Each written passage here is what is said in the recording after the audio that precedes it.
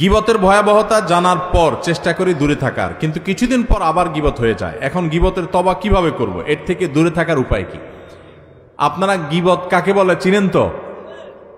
নবী সাল্লাল্লাহু আলাইহি সাল্লাম বলেছেন, আতাদরুনা মাল গীবাহ, তোমরা কি জানো গীবত কাকে বলে? সাহাবীরা বলেছেন নবী সাল্লাল্লাহু আলাইহি সাল্লামকে, আল্লাহ এবং তার রাসূল ভালো জানেন। নবী সাল্লাল্লাহু আলাইহি সাল্লাম গীবতের সংজ্ঞা দিচ্ছেন যে গীবত হলো যিকরুকা আখাকা মা ইয়াকরাহুহু, তুমি কারোর পিছনে যদি এমন কিছু বলো যেটা তার সামনে বলে সে মনে কষ্ট পাবে, এর নাম গীবত। এখন একটা মানুষের সামনে বললে সে মনে কষ্ট পাবে, এটা তার পেছনে বলতেছেন, লোকটা এখানে নাই, তার অগোচরে আরেকজনের কাছে বলতেছেন, এটার নামই কি? গীবত।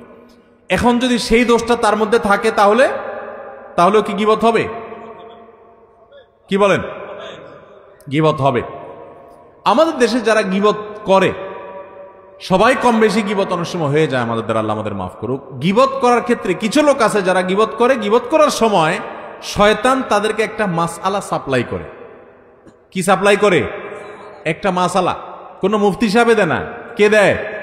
শয়তানে। মাসআলাটা কি জানেন? মাসআলাটা হলো, আপনি যদি বলেন ভাই কারোর পিছনে সমালোচনা করা ঠিক না ভাই, ভাই গীবত করা খুব ভয়াবহ গুনাহ ভাই, কোরআনে আল্লাহ তাআলা এটাকে মৃত ভাইয়ের গোশত খাইলে যেরকম অপরাধ, নোংরামি, এটাকে সেরকম বলেছেন, এবং গীবত পরিষ্কার হারাম, আল্লাহ তাআলা নিষেধ করেছেন। আপনি আরেকজনের গীবত করেন না, এটা বললে তখন ওই লোকরে শয়তান ওহী করে, শয়তান তার মাথায় দেয় বুদ্ধি, সে তখন জবাব দেয়, দেখেন ভাই আমি যেটা বলতেছি সত্য বলতেছি, আমি কোনো উল্টাপাল্টা মিথ্যা কথা বলতেছি না, আপনি চেক করে দেখেন। সে গীবতের সংজ্ঞা হয়তো জানে না, আর নাহলে শয়তান তারে দিয়া এই ভুল মাসালা দেওয়াইছে। আরেকজনের পেছনে আপনি কোনো কথা বললেন, যে কথাটা সত্য, কিন্তু তার সামনে বললে সে কষ্ট পাবে, এটা সত্য হওয়া সত্ত্বেও কি হবে? গীবত হবে। আর যদি ডাহা মিথ্যা কথা বলেন আরেকজনের নামে তার পিছনে, তাহলে তো সেটা মিথ্যা অপবাদ, ওটা তো গীবতের চাইতে আরো ভয়াবহ। আবার শয়তান আরেকটা মাসালা শিখায় দেয় যারা গীবত করে তাদেরকে, সেটা কি জানেন? সেটা হলো, বলে যে ভাই যদি নিষেধ করে ভাই কারোর পিছনে সমালোচনা করা উচিত না, বলে যে ভাই আমি তার সামনেও বলতে পারবো, এরকম বেটাগিরি দেখায় না কিছু লোক? তো বলতে হবে, আপনি যদি এত বড় বেটাগিরি দেখেন না মানুষ হন, আপনি যদি এত বড় বেটাগিরি দেখানো মানুষ হন, তাহলে তার সামনে গিয়ে বলেন, পিছনে কেন বলতেছেন? ইসলাম বলে মানুষের প্রশংসা হবে পেছনে, আর তার ভুল ত্রুটির সমালোচনা হবে তার সামনে। ভালো করে শুনেন, মানুষের প্রশংসা করতে হবে পিছনে না সামনে? পিছনে। সামনে প্রশংসা করা যাবে? এইটা যেই মাহফিলে বসে বলতেছি, এই মাহফিলের স্টেজেই হয়তোবা আমার নামার আগে খুব একটা বলে নেয় আজকে, বিভিন্ন মাহফিলে যেটা হয় যে বক্তারে বসায় রেখা পোস্টারে 5 মাইল লম্বা তার প্রশংসা লেখে, আছে না নাই? আলেম কুলের শিরোনবী মণি, কামেলে মোকাম্মাল, অমুকে তমুক, 3 মাইল লম্বা প্রশংসা লেখে। শুধু লিখলে হইতো, ওখানে আবার হুজুরের বসায় বসায় পাম্পটি দেয়, আছে না নাই? কি ওয়াজ মাহফিল এগুলা? এই ওয়াজ মাহফিল থেকে মানুষ কি ইসলাম শিখবে যে ওয়াজ মাহফিলে ইসলাম নষ্ট করা হয়, ধ্বংস করা হয়? মানুষের সামনে প্রশংসা করা পরিষ্কারভাবে হাদিসে নিষেধ। কারণ বসে বসে প্রশংসা শুনলে যে কোনো মানুষ কি করে? ফুলে। কি হয়? ফুললে বেশি অহংকারী হয়ে যায়, সে ধরাকে সরা জ্ঞান করে, সে মানুষকে মানুষ মনে করে না। এটা মানুষের, প্রত্যেকটা মানুষের ভিতরে হয় কম বেশি। আপনি যদি বলেন না আমারে বাতাসে ধরে না, আপনি এটা ভাব নিছেন, বাতাসে ধরে না এমন কোনো মানুষ নাই। আপনি বলবেন রেলের চাক্কা আমি হাওয়া দিয়া লাভ নাই, এটা মুখের কথা। প্রত্যেকটা মানুষ সামনে প্রশংসা শুনলে তার ভিতরে কি আসে? অহংকার। এই জন্য এটা নিষেধ ইসলামে। ইসলাম বলে প্রশংসা করবা পেছনে, লোকটা এখানে নাই, তখন বলতে হবে আপনারা জানেন উনি কত ভালো মানুষ, উনি কোন যোগ্য মানুষ, এগুলো সব বলতে হবে তার পেছনে। আর বদনাম থাকলে, দোষ থাকলে সেটা বলতে হবে কি? ইসলাম বলে তুমি বেটাগিরি দেখাও, প্রকৃত মানুষ হও, সাহসী হও, সামনে দোষ বলো। আমরা কি করি এখন? সামনে আসে শুধু পাম পটে দি, ভাই আপনার মতো মানুষ নাই ভাই, জানেন না ভাই আপনার জন্য দিলটা যে কেমন করে ভাই। আর পেছনে যায় বলি বেটার মতো একটা ডাকাত, একটা অমানুষ আল্লাহর জমিন আরেকটা আছে কিনা সন্দেহ। ঠিক না বে ঠিক? আমরা পিছনে যাই বদনাম করি আর সামনে আইসা পাম দেই। এর কারণে ক্ষতি কি হয় জানেন? আমাকে একজন কয়দিন আগে প্রশ্ন করছে, ভাই গীবত কি ইসলামে এত কঠিন শক্তভাবে নিষেধ করছে কেন? একটা মানুষের গীবত করছে, কারণ মারা নাই তো, এমন কোনো ক্ষতি করে নাই, তাহলে ইসলামে এত কঠিনভাবে যে মৃত মানুষের গোশত খাওয়ার চাইতে জঘন্য অপরাধ বলেছে বা গোশত খাওয়ার মতো বলেছে, এটা কিভাবে হয়? তো আমি বললাম, দেখেন, একটা সমাজ স্থিতিশীল থাকুক, সুন্দর থাকুক, সুখী থাকুক, ইসলাম সেটা চায়। যখন মানুষের সামনে প্রশংসা করবেন তখন লোকটা অহংকারী হবে। অহংকারী লোক দ্বারা মানুষ শান্তিতে থাকে না অশান্তিতে থাকে? এই জন্য ইসলাম বলে সামনে প্রশংসা করে কাউকে অহংকারী বানায়ও না, লোকটার ক্ষতি করিও না। লোকটাকে অহংকারী বানালে সে অহংকারের কারণে আরেকজনকে ছোট মনে করবে, সমাজে অশান্তি হবে। লোকটার প্রশংসা যদি তার পেছনে করো তাহলে লাভ হবে কি? এলাকার সব মানুষ, উনি এখানে নাই, আমরা সবাই বলতেছি, জানেন উনি কত ভালো মানুষ, আপনারা অনেকে জানেন না উনি তাহাজ্জুদের নামাজ পড়ে, উনি মিথ্যা বলেন না, উনি অনেক লোভ লালসা ছেড়ে দেন, উনি আল্লাহকে অনেক ভয় করেন, উনি সততার উপরে চলেন, উনি অনেক লোভ থাকা সত্ত্বেও অন্যায়ের কাছে মাথা নত করেন না। এই কথাগুলো যখন আমরা ওনার অগোচরে বলবো, উনি এখানে নাই, তখন আপনারা সবাই চিন্তা করবেন, তাহলে আমার এলাকার অমুক লোকটা সে এত ভালো, তাহলে তার প্রতি আপনার সুধারণা তৈরি হবে, তার প্রতি আপনার ভালোবাসা তৈরি হবে, সামাজিক সম্প্রীতি তৈরি হবে কি হবে না? এই জন্য ইসলাম বলে প্রশংসা করবা পেছনে, আর সামনে সমালোচনা করবা। সামনে সমালোচনা করতে আবার ইসলাম বলে এমন ভাবে সমালোচনা করবা না যে সে তোমার নাকশা উল্টে দেয়। এখন আজকে আমার থেকে মাসালা শুনে গিয়া কালকে যায় শুরু করেন, সামনে গিয়া ভাই আপনার চরিত্রটা ভালো না ভাই, এরপর যে একটা বক্সিং খেয়ে আসে আমার কোয়েন হুজুর আপনার মাসালা শুনে মাইর খেয়ে আসে। আপনারা এইভাবে উল্টা পাল্টা সমালোচনা করতে বলে না ইসলাম। সুন্দর করে বিনয়ের সাথে সামনে পারলে বুঝবেন, ভাই আপনি যে মনে কিছু না করেন, ভাই একটা কথা বলতে পারি, কারোর সামনে না, সেটাও মানে ওনার সামনে শুধু, আর কেউ না, লোকের সামনে লজ্জা দেওয়া যাবে না। কি হয়েছে ভাই?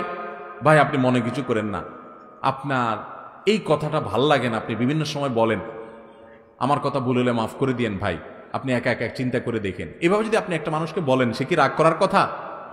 হয়তো মুখটা একটু কালো হয়ে যাবে, কিন্তু সে আপনার উপরে চড়াও অন্তত মায়ের অন্তত খাবেন না। এরপরে অগোচরে যায় সে চিন্তা করবে ঠিকই, উপর দিয়ে মুখ যতই কালো হোক চিন্তা করবে লোকটা বলছে আসলেই আমার সমস্যা আছে কিনা। তাহলে এই লোকটার সামনে আপনি তার দোষের কথা বলার কারণে তার দোষটা দূর হবে, আত্মসমালোচনা করবে, সমাজ সুন্দর হবে, খারাপের পরিমাণ সমাজ থেকে দূর হবে। ঠিক না বে ঠিক? এই জন্য ইসলাম বলছে, আল্লাহ নির্দেশ হলো গীবত এটা হারাম। আল্লাহ তাআলা আমাদেরকে গীবত থেকে বেঁচে থাকার তৌফিক দান করুন। এখন প্রশ্ন হলো, এই গীবত থেকে, এটা থেকে বেঁচে থাকার জন্য আমি কি করব, বা আগে গীবত করে ফেলেছি সেগুলো কি করব? কোন মানুষের গীবত করে ফেললে আল্লাহর কাছে তার জন্য মাপ চাইবেন। আমি ওনার গীবত করে ফেলছি এক্সাম্পল স্বরূপ, তাহলে আমি বলবো ওনার কথা, আল্লাহ আপনি ওনাকে মাফ করে দেন, ওনার ভুল ত্রুটি ক্ষমা করে দেন, ওনার রুটি রুজিতে বরকত দান করেন, ওনার জন্য বেশি বেশি দোয়া করবেন। এটা গীবতের কাফফারা ইনশাআল্লাহ।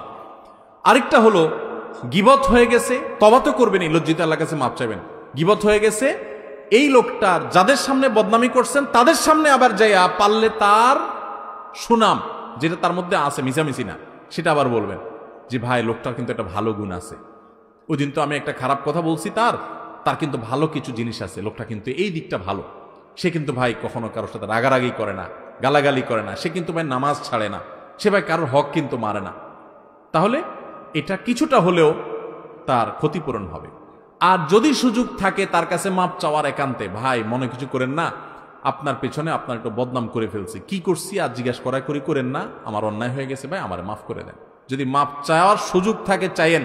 আবার এটাও যাত্রার কাছে চাইয়েন না, যাত্রার কাছে চাইতে যাবেন, কলারটা ধরে আগে টান দিয়ে বলবে কি বলছো আগে সেটা কো, বদনামি করে মাপ চাইতে এসেছ, চান তো আমার কি বদনামি করছো সেটা কো। এবার তখন চিন্তা করবেন ছেড়ে দে, মা কেন্দ্রে বাসি, মাপ চাওয়ার দরকার নেই, আমার ছেড়ে দে। তো এই জন্য এটা বুঝতে হয় যে কোন ব্যক্তি এটা বললে মাইন্ড করবে না, রাগ করবে না, তাকে বলবেন। আর যদি বললে উল্টা রাগ করবে না হয়, তাহলে তার বলার দরকার নেই, আল্লাহর কাছে ইস্তেগফার করবেন এবং অন্য কাফফারাগুলো আদায় করবেন। আল্লাহ আমাদের সবাইকে গীবতের গুনাহ থেকে বেঁচে থাকার তৌফিক দান করুন। গীবত থেকে বাঁচার জন্য কি করতে হয় জানেন? পরিবেশ থেকে বাঁচতে হয়।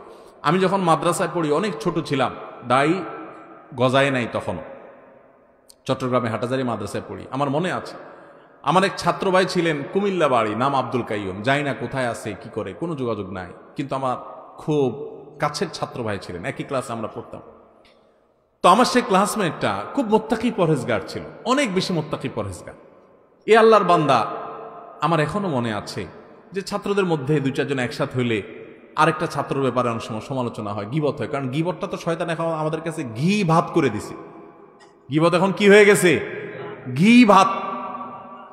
ঘি ভাত, গরম ভাত আর ঘি যেরকম টেস্ট হয় না, গীবত করতে ওইরকম টেস্ট লাগে। গীবত না করলে আমাদের ভালোই লাগে না, মজলিস জমেই না। মানে কয়েকজন দুইজন আছেন, তাহলে 3 নম্বরটা নিয়ে খোঁজাখুঁজি না করলে আমাদের ভালো। শয়তান এরকম করে ফেলছেন আমাদের কাছে। তো আমাদের মধ্যে কখনো কোনো বন্ধুকে নিয়ে, কোনো ক্লাসমেটকে নিয়ে, কোনো টিচারকে নিয়ে, কোনো স্টাফকে নিয়ে বা কাউকে নিয়ে যদি সমালোচনা হতো, আমি প্রায় সময় দেখতাম যে আমার সে ছাত্র ভাই, আমার সে ক্লাসমেট ভাই আব্দুল কাইয়ুম ভাই, উনি ওই মজলিসেই স্টেট প্রতিবাদ করতেন। বন্ধু বান্ধব বলতেন, দেখেন আপনারা মানুষের পেছনে সমালোচনা বন্ধ করেন, না হলে আমি উঠে যাব। বন্ধ যদি করতো তো ভালো, না করলে সে কানে হাত দিয়ে উঠে চলে যেত, এবং প্রায় দিন এই কাজটা করত। তখন আমার মধ্যে এক ধরনের প্রেরণা জাগ্রত হতো যে মাশাআল্লাহ, হারাম থেকে বাঁচার জন্য কত চেষ্টা। তো যে ভাই প্রশ্ন করেছেন, এবং যারা অনেকে, গীবত করা যেরকম গুনাহ, গীবত শোনাটাও গুনাহ। এজন্য যে মজলিসে থাকবেন, গীবত শুরু হলে সেখান থেকে সরে যাবেন, পারলে সেখানে গীবত বন্ধ করবেন, আর না হলে নিজে সরে যাবেন, শুনবেন না। ভাইরে, আমল নামা বরবাদ হয়ে যাচ্ছে। কিয়ামতের ময়দানে যখন দেখবেন হাজার হাজার গীবতের মামলার আসামি, একটা গীবতের বিচার হওয়া ছাড়া পাও নাড়াতে পারবেন না ভাই, সেদিন আফসোস করবেন। আল্লাহর কসম, একটা গীবতের গুনাহ আমল নামা থেকে মুছতে পারবেন না। কিন্তু দুনিয়াতে এখনো সুযোগ আছে। আসুন আমরা প্রতিজ্ঞা করি, আমরা সমাজটাকে সুন্দর করি। আমরা কোনো মানুষের পেছনে সমালোচনা করব না, সমালোচনা শুনবো না। আল্লাহ আমাদের সবাইকে তৌফিক দান করুন।